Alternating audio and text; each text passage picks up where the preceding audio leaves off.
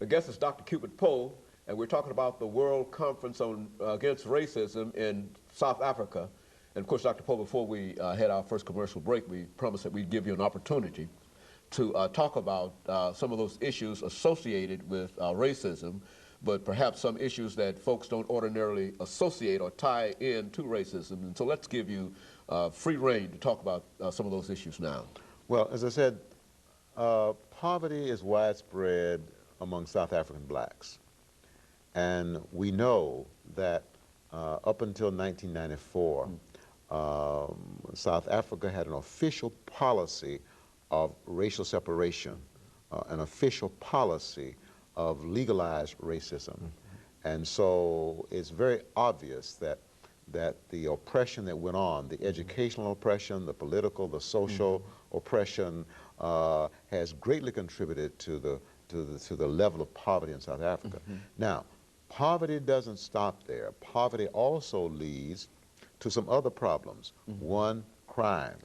South Africa has a crime problem in almost every city we went into. We were cautioned, be careful, don't go here alone, don't go there alone, because we've got a crime problem.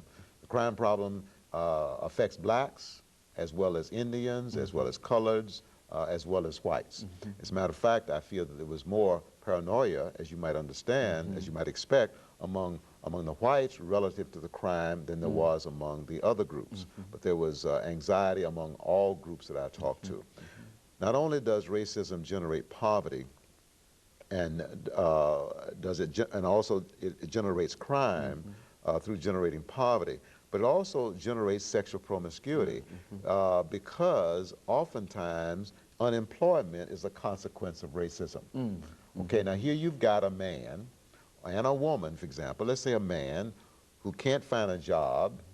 Okay, he's unemployed, and when he is employed, he's treated as if he's inferior. Now, what can you expect that man to do? He's frustrated, he's angry, and most likely he's going to seek some kind of outlet, okay, in a way that's available to him. So racism then contributes to sexual promiscuity. And we know then that HIV/AIDS is related to sexual promiscuity. Racism also contributes to alcohol and drug abuse. If a man is idle and he is frustrated, can't find work, it just increases the probability of sexual promiscuity as well as drug and alcohol abuse. And so that then increases the probability of HIV/AIDS. And so in South Africa, you've got a high level of poverty, a high prevalence of poverty. You've got a high prevalence of unemployment. I was told approaching 50%.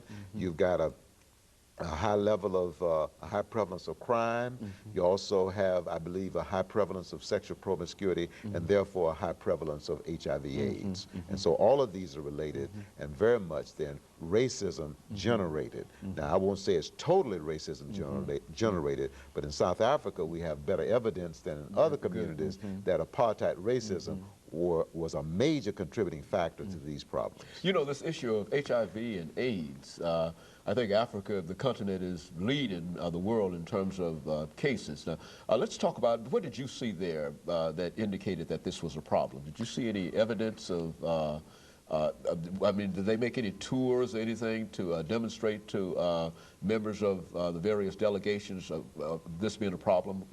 Well, I don't know about the delegations, but I had the fortunate experience of visiting a school, the William Gray Gardens School, a home. There were 200 children there from birth to about age 18. 60 of those kids, well, 60 of those were children between under the age of 7. 40% of that 60 were HIV positive.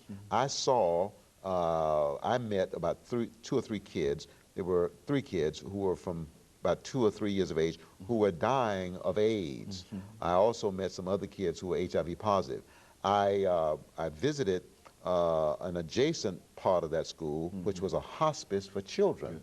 And since a year and a half, 19 children now, between age 2 and 7, had died of HIV/AIDS. Now that's the reality. That's part of the reality. The other reality comes through when you talk to people, and I did, who said, you know, I have a sister that died of AIDS this year. I had a brother that died of AIDS this year. One of the doctors in South Africa, Indian doctor, allowed me to see 2 of his patients, okay? And so one of the gentlemen I talked to was HIV positive. He was a truck driver. His wife was HIV positive. His 18-year-old son was HIV positive. AIDS is a very real, it's a real concern. I mean, it's a reality for many, many South African blacks. Well, now, what are they doing in terms of, I know in this country we say that the best method to combat this disease is education, education, and education. What are they doing in South? Is there any kind of government recognition of this as an issue or as a problem, and an attempt to try to solve it as a problem? Or what are they really doing to meet this as an issue? Well, I have to acknowledge, I don't know what the government is doing. The medical community is aware of the prevalence of the problem. One of the doctors who works in Durban's health clinic indicated that about 33% of the patients that he sees are HIV positive. And that's a very, very high percentage. Now, we didn't go into the availability of medication. You recall a while back, there was some problem in getting anti-AIDS drugs to some of the people in Africa who were HIV positive.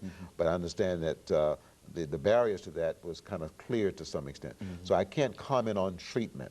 I do know, unfortunately, there's a lot of delusional thinking on the part of some people. It is said that some males believe or have the delusion that if you're HIV positive and if you have sex with a virgin, then it'll clear it up. So you have that kind of misinformation. So I don't know what's being done. My impression is not nearly enough. I don't know how many the drug availability to fight AIDS in South Africa, but I think not nearly enough. Now, what about the United Nations? I mean, does the United Nations respond to this as an issue, or what is it doing in reference to this? Well, my understanding is that they are collecting money. They are attempting to invite donations, but they are not pleased with the amount of donation, the amount of donated money. But the United Nations is aware of the problem, and they are making some effort to address the problem. And it is an international problem. Oh, yes. This whole issue of AIDS. Yes.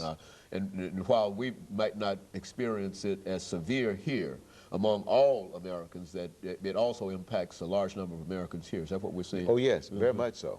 Very much. AIDS is a very real problem in America, not only among blacks, but among whites as well. And it's a problem that's not going away. No, it's not going to go away. And of course, let us have this next commercial break. Dr. Poe, and we'll be back following this short commercial break.